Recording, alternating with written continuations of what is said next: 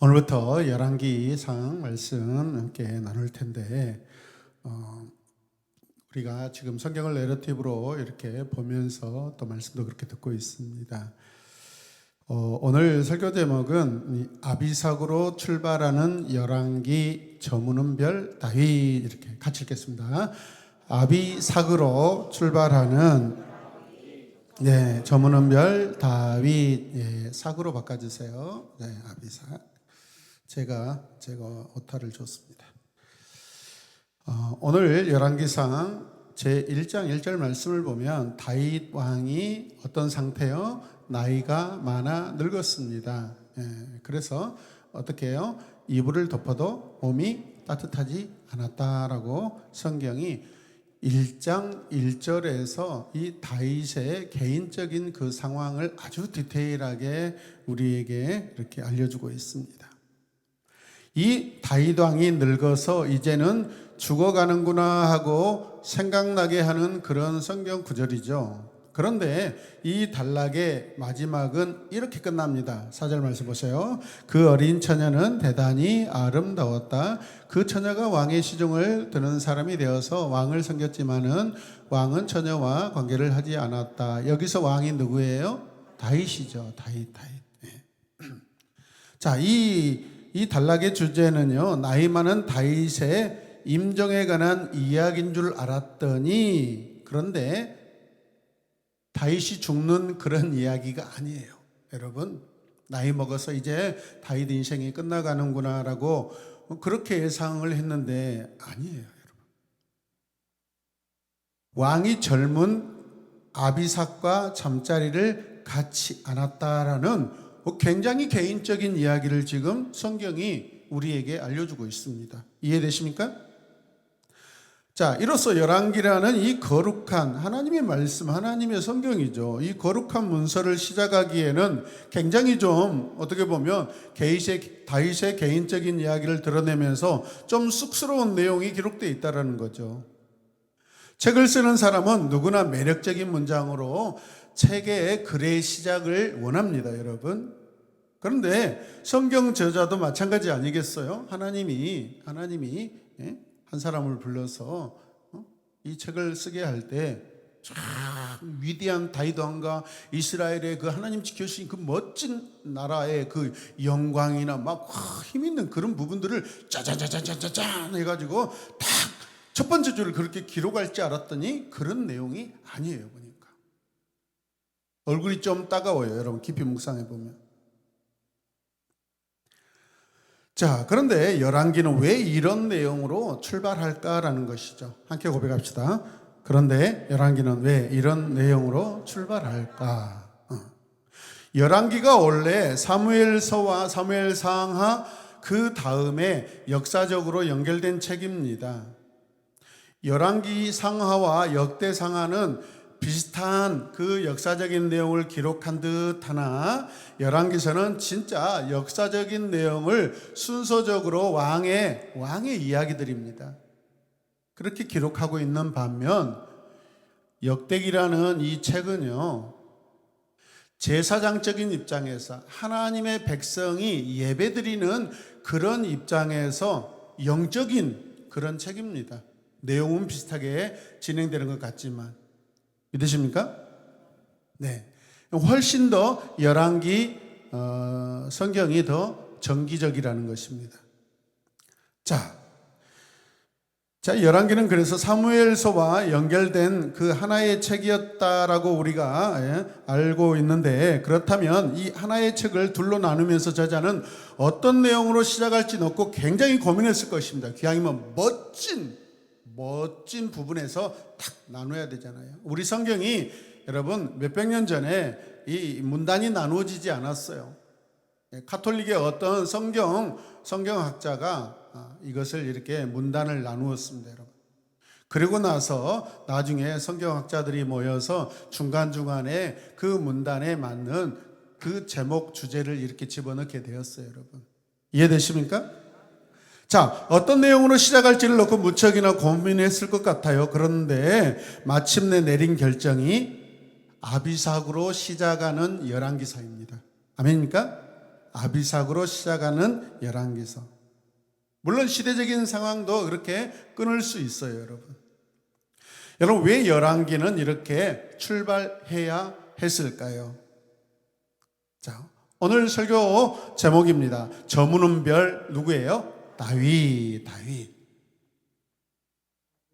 위대한 민족의 영웅 다윗의 시대가 다 저물어 가고 있습니다. 이 긴박한 순간에 이 다윗의 참모들은, 신하들은 급하게 또 하나의 계획을 시도합니다. 젊은 처녀 하나를 구해 왕의 몸을 따뜻하게 해주려고 하는 것이죠.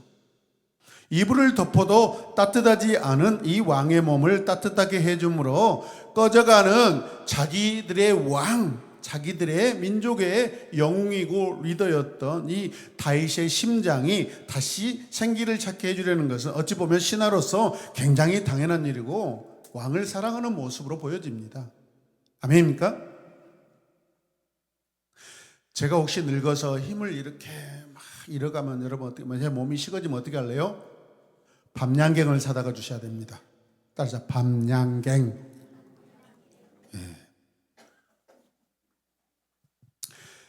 자, 한편 이 신하들이 준비한 이 제안에 다윗은 아무런 댓글을 달지 않고 있습니다. 찬성인가 아니면 반대인가 전혀 다윗의 리플이 없어요. 댓글이 없습니다. 그러나 신하들은 아랑곳하지 않고 계획을 행동으로 옮기는데요. 뭔가 확신이 있다는 증거죠. 이렇게 하면 자기 왕이 기뻐할까 싫어할까? 기뻐한다고 생각하니까 이 일을 진행하고 있는 것입니다. 그런데도 다윗은 침묵합니다. 그러나 신하들의 이 발빠른 행동 사이에 깊은 오해의 강이 흐르고 있습니다, 여러분. 뭐가 흘러요? 오해의 강이 흐르고 있다는 거죠.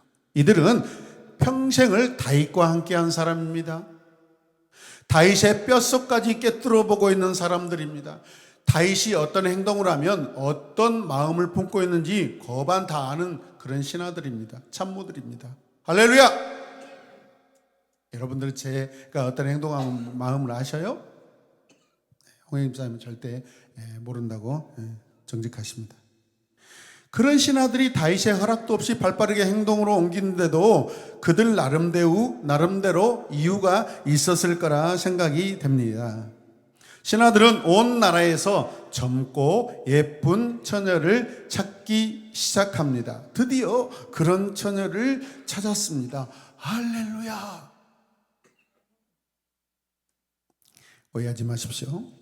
수넴 마을에 사는 아비삭이라는 여인입니다. 당시 이 수넴이란 마을은 아주 미인들이 많이 사는 곳으로 알려져 있는 그런 지역입니다.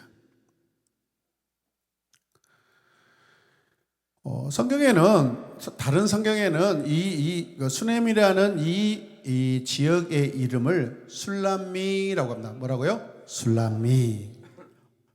헤르몬산, 이 서남방 경사면에 있는 이 술람미라고 하는 마을입니다. 유대 역사의 술람미는 마을이라기보다는 가문을 가리킨다라고 주장하는 학자들도 있습니다. 솔로몬이 사랑했던 여인이 누구였죠? 술람미 여인이에요. 물론 솔로몬이 기록한 이 아가서에 나타나는 이 여자 주인공 술람미 이 여인은 막 미모를 부각하지는 않습니다. 솔로몬이 사랑했기 때문에 다 머리부터 발끝까지 다 예쁘다고 표현하고 있습니다. 어찌됐든 간에 솔로몬이 눈을 떴을 때 도저히 같이 살 수 없는 여인은 아니지 않겠습니까?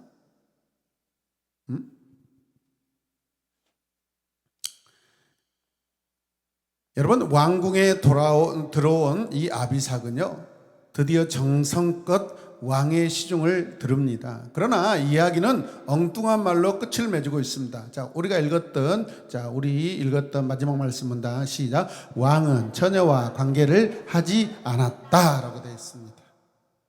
신하들은 다윗이 대단히 기뻐할 줄 알았습니다. 어이구, 잘했다. 내가 어떻게 이렇게 예쁜 젊은 여자를 좋아하는지 알았어.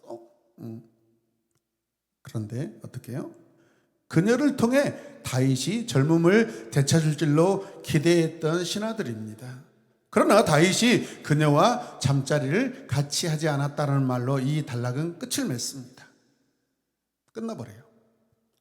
자, 다윗의 신하들은 아비삭이 시종 누른 일을 넘어서 뭔가를 더 하기를 원했던 것 같습니다. 그냥 단지 옆에서 잠을 자면서 다윗의 식어가는 몸을 데펴주고 다윗이 필요한 숭늉을 갖다 떠다주고 밥상을 차려다주고, 여러분 그 정도는 아니었을 거라고 생각합니다.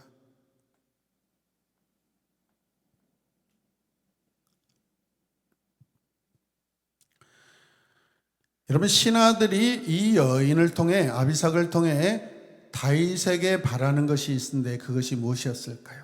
다윗의 일생은요, 하나님 보시기에 완벽하다고 여러분 열왕기서는 기록하고 있습니다.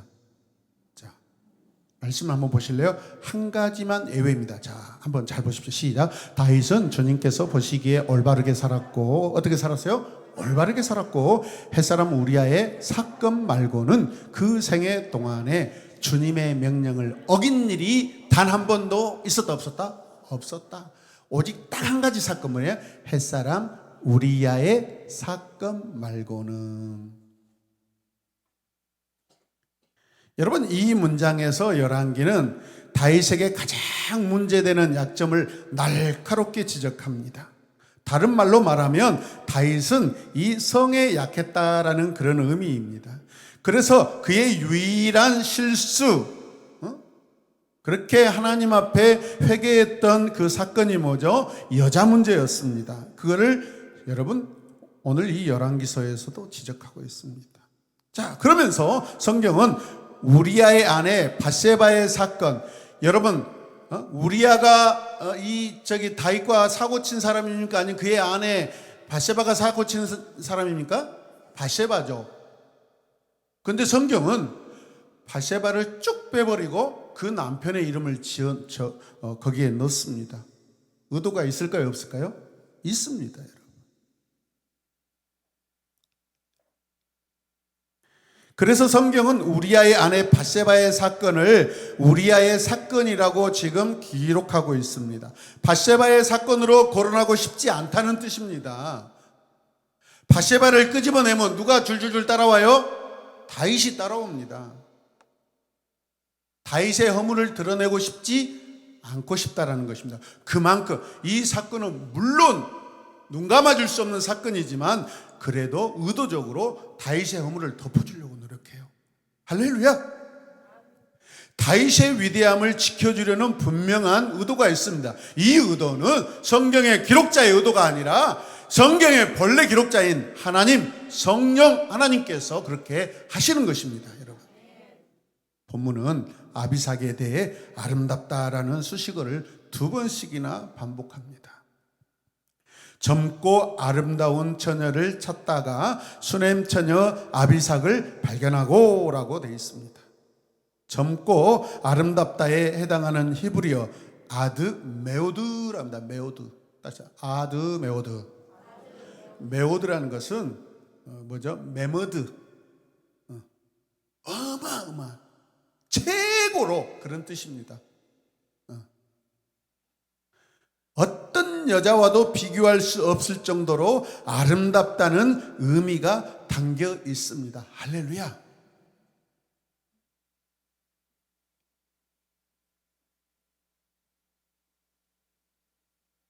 좀 거칠게 말하면 다윗이 거부하려고 해도 도저히 거부할 수 없는 너무나 젊고 beautiful girl이라는 것입니다. 아멘. 품에 안고 주무시면이라고 2절에서 이렇게 말씀하고 있는데 여기에서 히브리어 표현은요 성적인 접촉을 의미합니다. 그러니까 왕이시여 이 젊고 아름다운 아비삭을 품고 안고 주무시면 왕께서 몸이 회복되실 것입니다. 여러분 히브리어에서 당시 이 전통으로는 굉장히 유명 인사가 이렇게 나이가 들어서 몸에 어떤 기운이 식어지고 있으면은 젊은 여자를 이렇게 외부에서 사다가 잠자리를 같이 하게 해주면 이게 마치 치료의 의미가 있습니다. 이게 당시의 유대의 전통입니다, 여러분. 아멘입니까?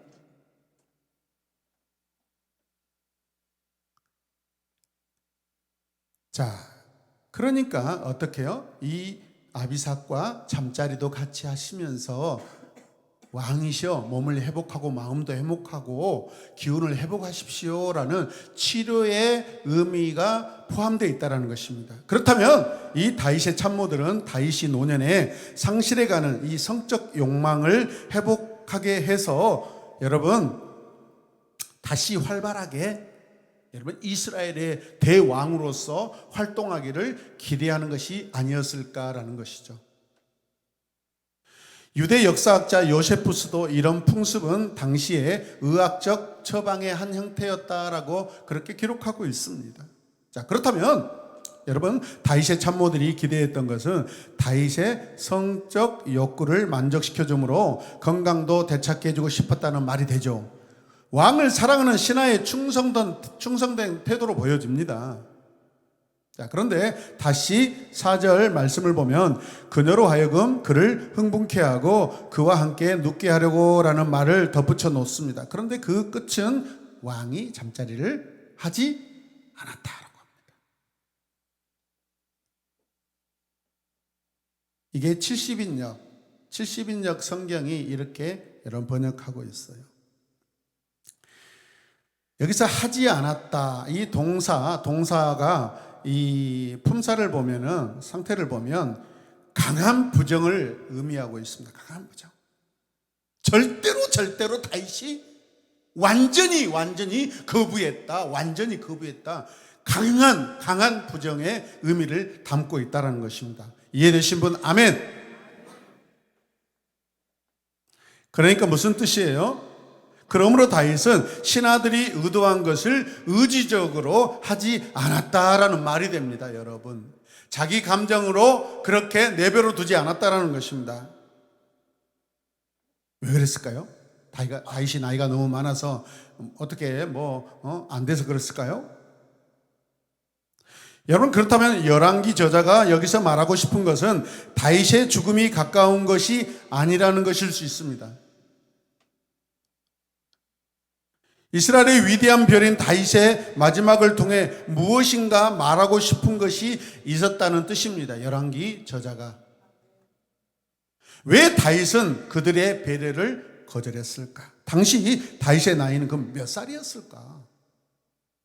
솔로몬 이전에는 연대나 나이를 측정하는 것이 굉장히 힘들고 불가능합니다. 그러므로 다윗의 나이를 추측할 수 있는 근거는 오직 사무엘하 5장 4절에서 5절 말씀인데 같이 읽겠습니다. 다윗은 30살에 왕이 되어서 40년 동안 다스렸다. 그는 헤브론에서 7해 6달 동안 유다를 다스리고 예루살렘에서 33해 동안 온 이스라엘과 유다를 다스렸다. 예. 다윗이 왕이 되자마자 그냥 곧바로 이스라엘 전체의 왕이 된 게 아닙니다. 처음에는 유다란 지역에 여러분 마치 분봉왕이었다가 그 후에 전체 이스라엘의 왕이 된 것입니다.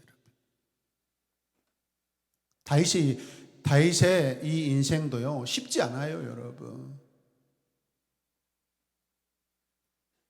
다윗이 30살의 나이에 헤브론에서 왕이 되어 7년을 다스리고 예루살렘에서 33년을 더 다스린 뒤 왕위에서 물러나 70세가 되는 그런 때입니다. 그러나 아비삭 이 내러티브의 시기와 다윗의 죽은 시기 사이에 몇 년의 세월이 간격이 있는지 우리는 확실히 알 수는 없습니다. 그러나 이때 다윗의 나이가 꼭 그래서 70이라고 단정 지을 수는 없다라는 것입니다. 자, 같이 읽겠습니다. 성경은 다윗의 통치 기간이 40년,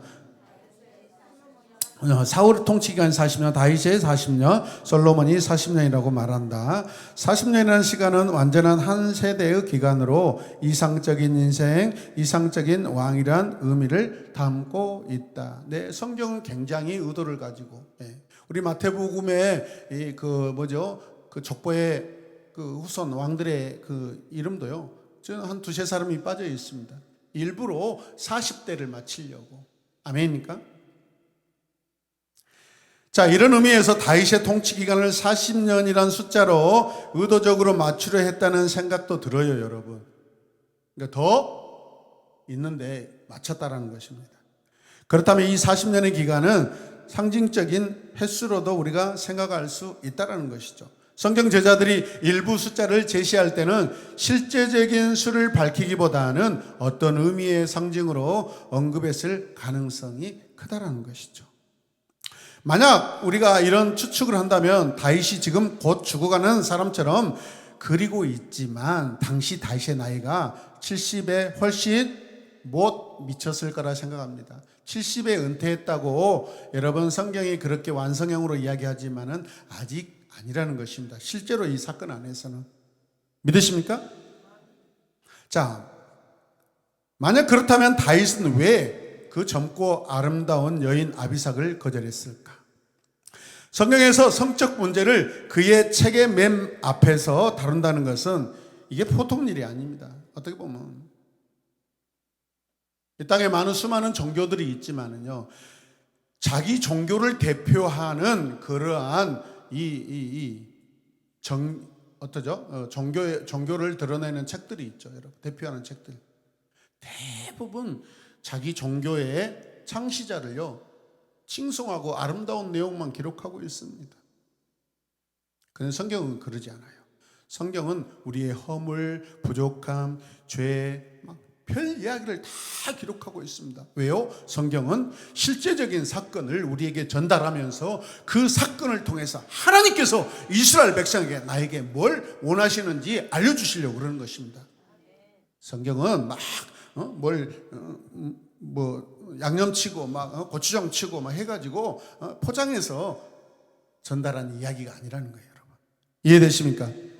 할렐루야.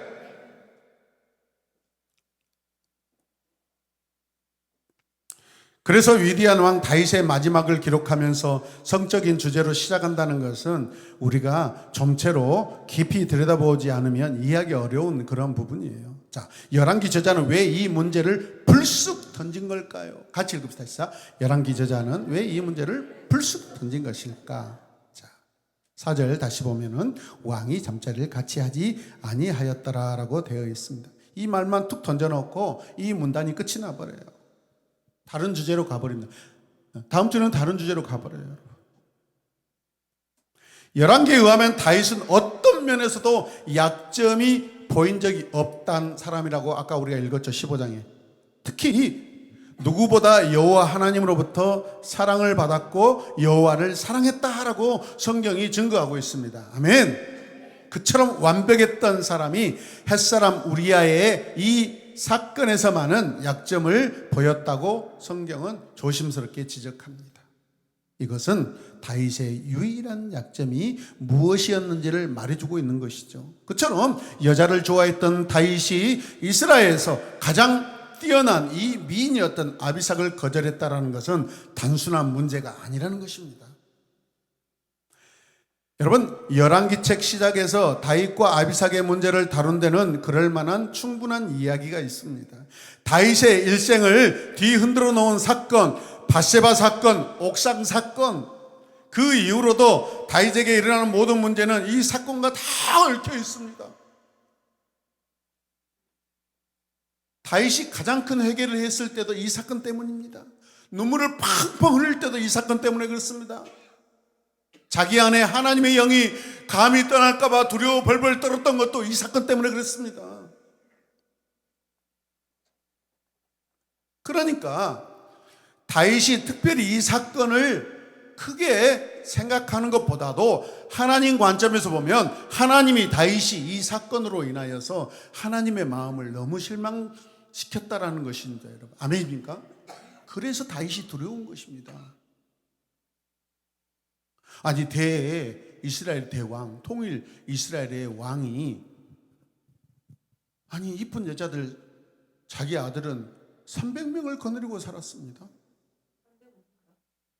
권사님 너무 좋아하신다. 근데 이 더 훌륭한 다윗이 500명 정도 안에 만들어 놓고 살아도 누가 시비 걸 사람 없습니다. 그런데 하나님이 이 일에 엄청 노하십니다. 그래서 다윗이 두려운 것입니다. 아멘입니까?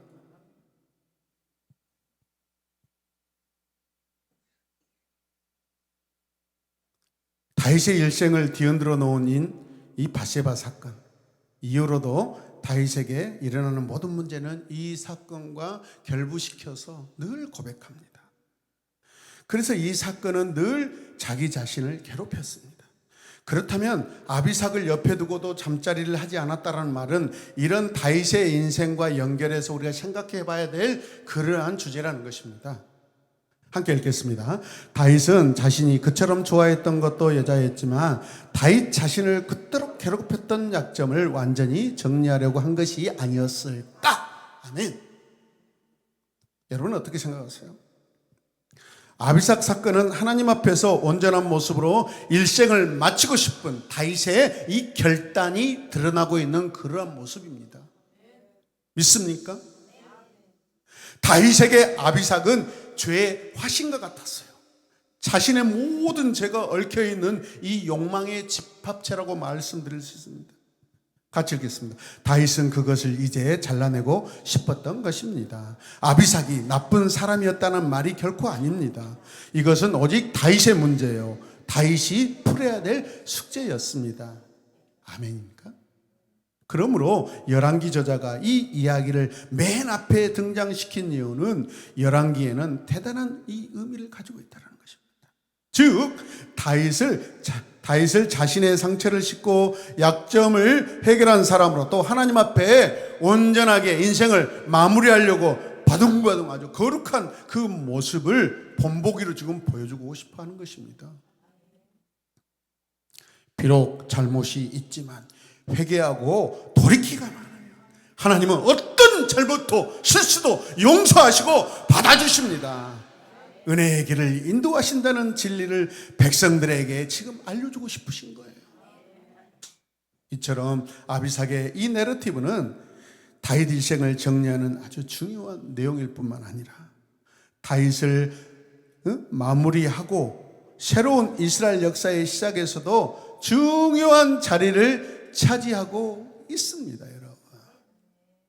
내가 지금 정리해야 될 가장 중요한 부분은 무엇인가라고 우리 자신에게 오늘 말씀을 통해 던져보시길 바랍니다. 이 문제, 내 평생 지금 나의 가장 큰 문제, 약점, 그걸 어떻게 해결할 것인가? 우리는 이런 질문을 던져야 되는 줄로 믿습니다. 여러분, 다음 주에요, 다윗이 거부했던 이 아비삭을 좋아해가지고 멸망한 다윗의 아들 하나가 나타납니다. 어처구니 없는 일이 납니다. 기도하겠습니다. 이 시간 기도할 때 주님, 내가 내 삶을 돌아볼 때 나의 약점, 내가 정말 어떻게 할 수 없는 그런 것들이 있습니다. 평생 동안 나를 괴롭히고 나를 무너뜨리고 내가 쓰려고 하면 나를 무릎 꿇게 만들어버리는, 주님, 이것이 있습니다. 이걸 어떻게 해결해야 할까요? 주의 성령을 내게서 거두지 마옵소서. 내 안에 계시는 성령 하나님 의지합니다. 주여 도와주시옵소서. 하나님을 의지합니다. 하나님, 더 이상 감정적으로, 하나님 순간적인 그런 기분으로 살지 않겠습니다. 주님, 거룩한 하나님을 바라보고 내 인생 마지막, 지금도 마찬가지입니다. 하나님을 붙들고 살기 원합니다. 내 인생이 하나님으로 아름답게 거룩하게 마무리되기를 간절히 원합니다. 다 같이 주님의 이름을 부르며 기도하겠습니다. 주여,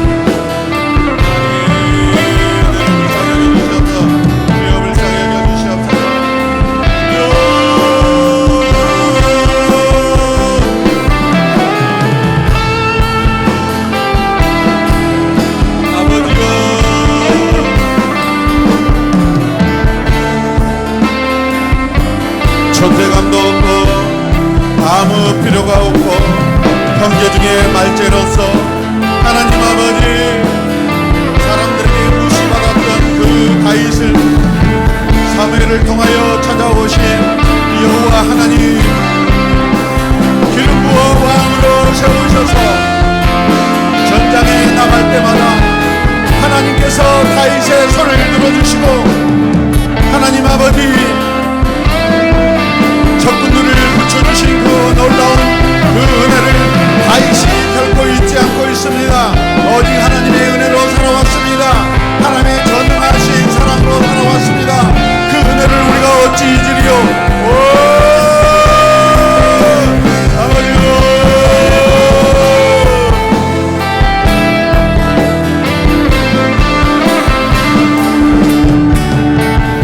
예수님의 이름으로 기도드립니다. 아멘. 우리 한 번 더 기도하겠습니다. 우리 권여정 집사님의 가정을 위해서 기도하겠습니다. 잠시 교회를 떠나 있는데 이 가정적인 갈등 때문에 그렇습니다. 내일 아마도 만나게 된다고 합니다. 오늘 제가 강단에 올라오기 전에 계속 카톡이 왔습니다. 남편한테 기도해달라고 하나님의 지혜와 하나님의 사랑으로 그렇게 행하라고 했습니다. 이 시간 기도할 때 하나님 사랑하는 이 가정이 믿음으로 회복되게 하여 주시옵소서. 그 어떤 인간적인 어떤 방법이나 술수로 잘못했다 사정하고 그런 말로 해결될 일이 아닙니다. 하나님이 이 가정의 주인 되어 주시고 우리 지성이 아빠 강성균 성도가 예배가 회복되게 하여 주시옵소서. 가정의 예배가 회복되어야 하나님 부부관계와 모든 자녀들 관계가 다 회복될 줄로 믿습니다. 주여 기도하며 우리의 가정도 하나님 예배가 더욱 회복되게 하여 주시옵소서. 다 함께 기도합시다. 주여